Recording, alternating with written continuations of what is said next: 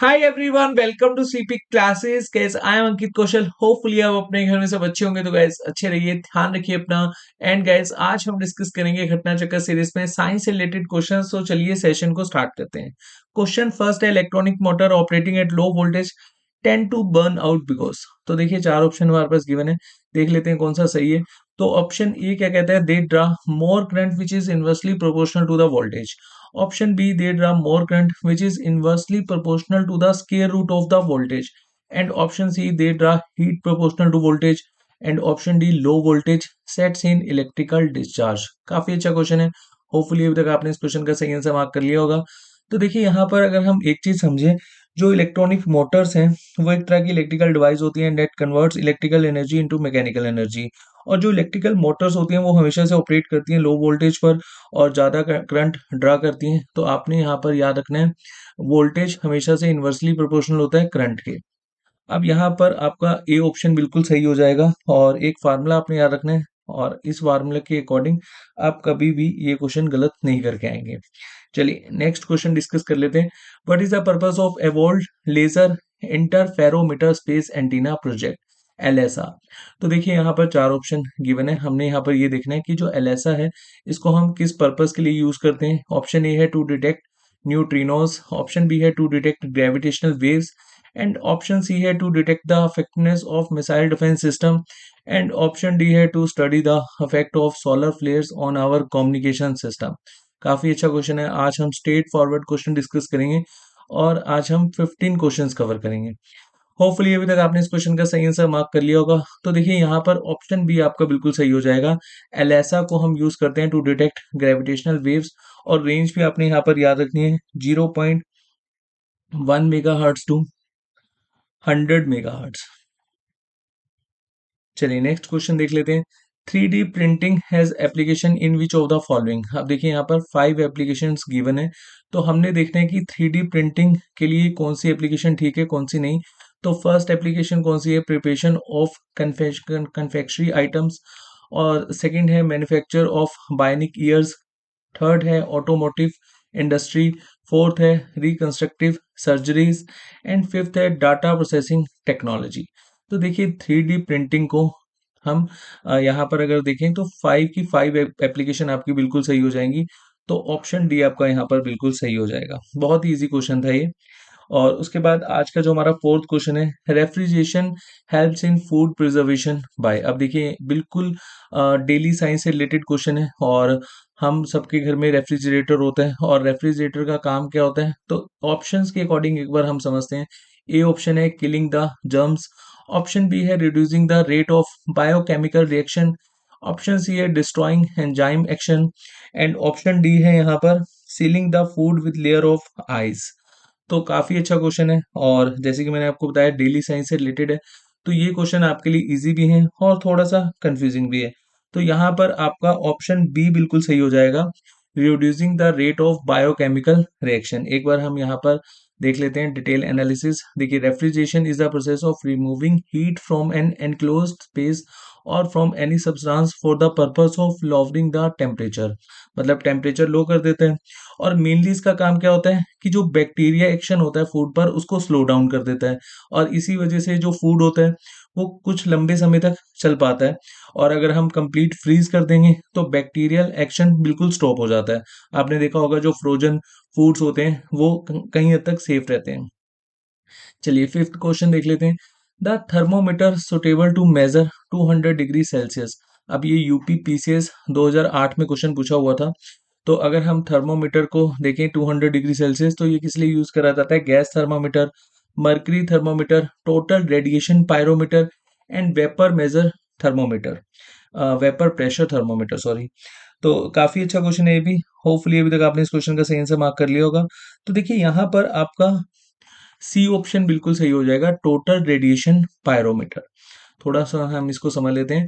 The total radiation pyrometer is use to measure very high temperature. कितना temperature, 2000 degree Celsius, and it is based on the Stefan's rule. ये आपने याद रखना है, और हम किसी सेशन में स्टाइफन्स रूल को काफी डिटेल में डिस्कस कर लेंगे, उससे आपको आइडिया हो जाएगा।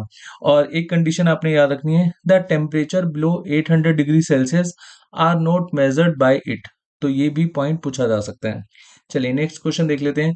Candles contain a mixture of, जो हम कैंडल्स यूज करते हैं वो किसका मिक्सचर होता है? तो एक बार हम ऑप्शन देख लेते हैं। Beeswax and paraffin wax, option B है beeswax and stearic acid, and option C है paraffin wax and stearic acid, and option D है हायर फैटी एसिड। तो देखिए यहाँ पर आपका ऑप्शन सी बिल्कुल सही हो जाएगा, paraffin wax and stearic acid. और आज का जो हमारा क्वेश्चन नंबर 7 है, which of the process is known as nitrification. तो देखिए यहाँ पर नाइट्रिफिकेशन, सॉरी। तो यहाँ पर नाइट्रिफिकेशन प्रोसेस क्या है, एक बार हम ऑप्शन देखते हैं। ऑप्शन ए है reaction of nitrogen monoxide with oxygen to form nitric acid.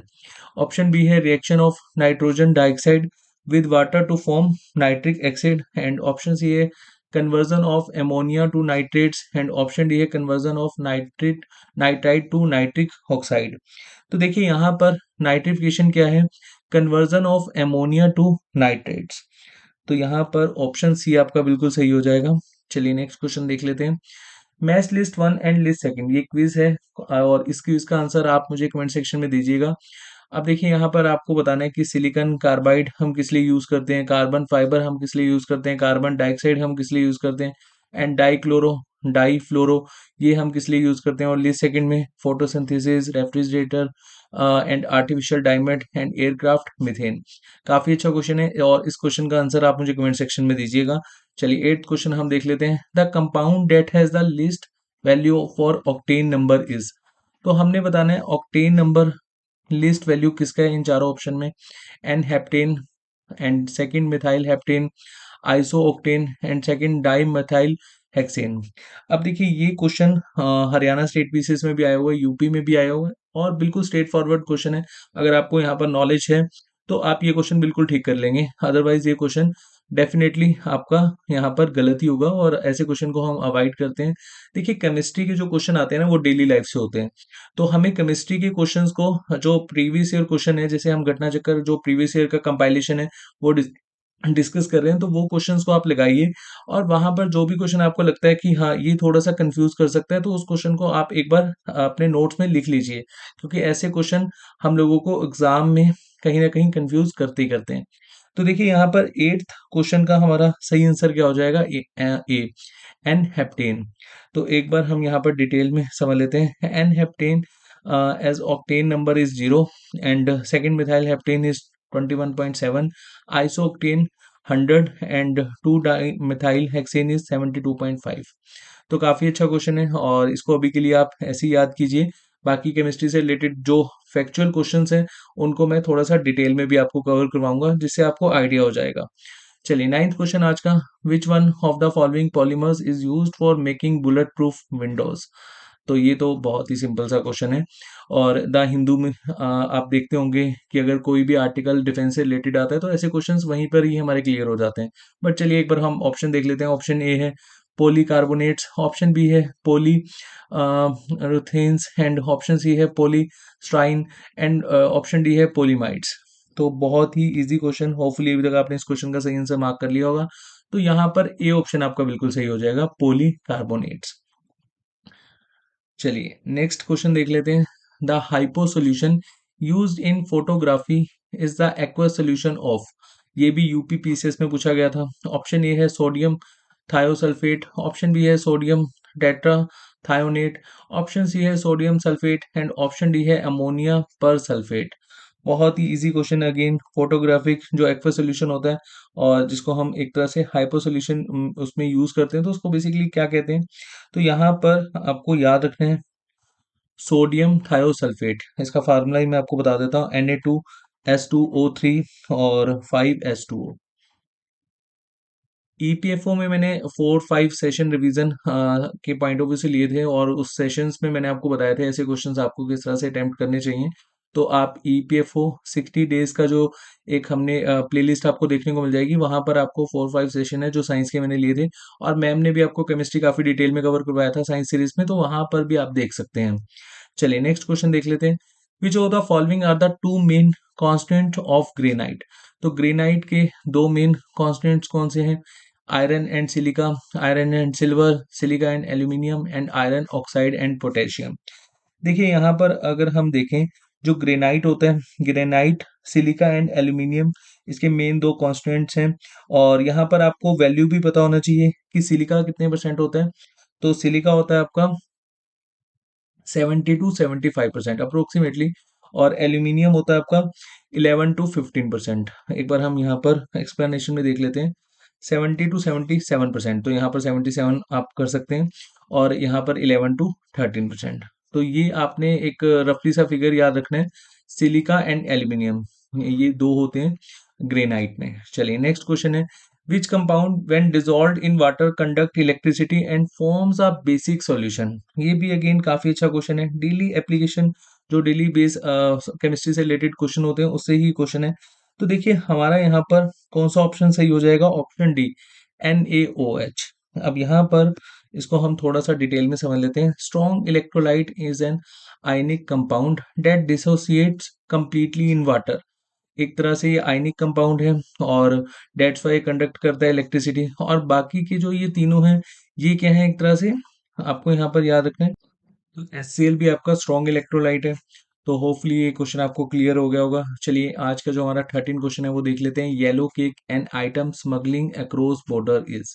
अब ये क्वेश्चन आपका SSC CGL में आई थिंक 8 to 9 टाइम्स आ चुका है, और इवन रेलवे में भी आ चुका है। और हरियाणा के जो स्टेट पीसीएस हैं, हरियाणा के जो मतलब स्टेट लेवल के एग्जाम्स होते हैं उसमें क्वेश्चन आ चुका है। यूपी के जो स्टेट पीसीएस एग्जाम है उसमें आपको ये क्वेश्चन देखने को मिलेगा। तो बहुत बार ये क्वेश्चन पूछा जा चुका है। अब देखिए घटना चक्कर में ना आपको ऐसे क्वेश्चंस ही देखने हैं जो बहुत ही रिपीटिशन में आए हुए हैं।